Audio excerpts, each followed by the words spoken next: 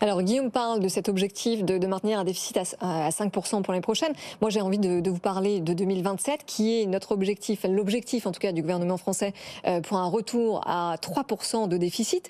Tous les autres pays de la zone euro ont un objectif à 2025. Ils vont plus vite que nous pour revenir à l'équilibre budgétaire. Pourquoi est-ce que ça prend autant de temps en France ? Mais ça prend autant de temps, vous avez raison, je partage. On sera encore les derniers de la classe ou un des derniers de la classe. Ça prend autant de temps d'abord parce que on est parti avant la crise du Covid avec déjà un déficit qui avait été réduit. D'ailleurs, on était sorti de la procédure de déficit excessif sur lequel on était assujetti par la Commission européenne.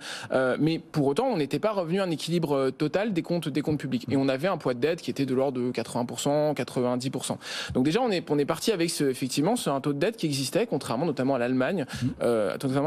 Et ensuite, pourquoi ça met du temps ? Parce que c'est vrai, en effet, on a une dynamique de dépenses publiques qui naturellement, si on ne fait rien, augmente naturellement par le montée en indice d'un fonctionnaire, par exemple, par l'augmentation, par l'inflation aussi, qui vient toucher aussi le coût des services publics.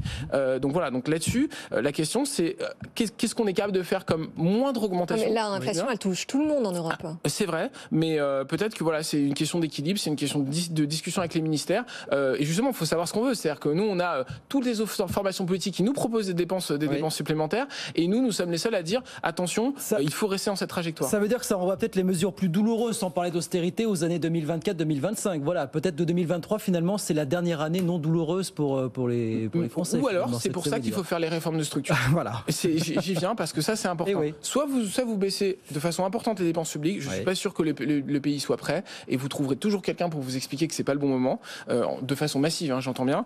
Soit vous augmentez les impôts, mais ça je m'y oppose résolument, et je fais partie de cette formation politique qui s'y oppose. Soit vous augmentez la quantité de travail au sens économique du terme, pas de façon exagérée, mais de façon modérée, raisonnable. La réforme de l'assurance chômage, la réforme des retraites que nous ferons d'ici le mois de février au mois de mars, voilà des exemples concrets. Bien.